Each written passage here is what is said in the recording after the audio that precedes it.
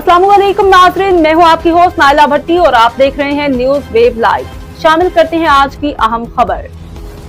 चीन, तुर्की, सऊदीया समेत 8 मुल्कों से मजीद 67 पाकिस्तानी बेदखल, 14 ज़ेर हिरासत, सऊदी अरब में भीख मांगने, कफील के बगैर काम करने, गैर कानूनी दाखिले समेत मुख्तलिफ इल्ज़ामात के तहत 36 पाकिस्तान को बेदखल कर दिया गया। इमिग्रेशन ज़राए न्यूजीलैंड को शिकस्त देके भारत तीसरी बार चैंपियंस ट्रॉफी का फातिह बन गया। न्यूजीलैंड की टीम ने मुकर्ररा 50 ओवर्स में 7 विकेटों के नुकसान पे 251 रन स्कोर किए।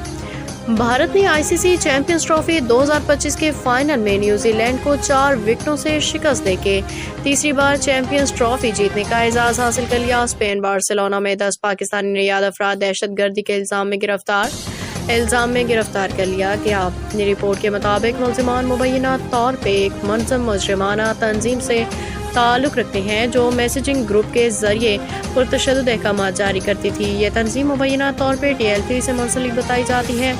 इसी ज़मन में एक शख्स को इटली से भी गिरफ्तार किया गया। कनाडा मार्क कार्ने ने हुक्मरान जमात के नए रहनुमा मुंतखब जल्द वज़ीर-ए-आज़म जस्टिन ट्रूडो की जगह लेंगे।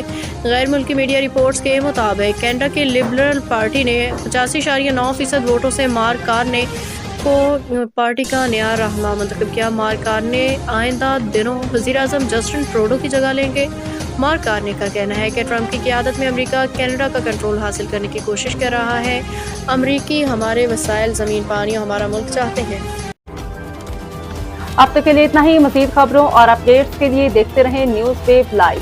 हमारे चैनल को सब्सक्राइब कीजिए, लाइक कीजिए और बेल आइकन को प्रेस कीजिए ताकि नई आने वाली वीडियो आप तक जल्द पहुंच सके।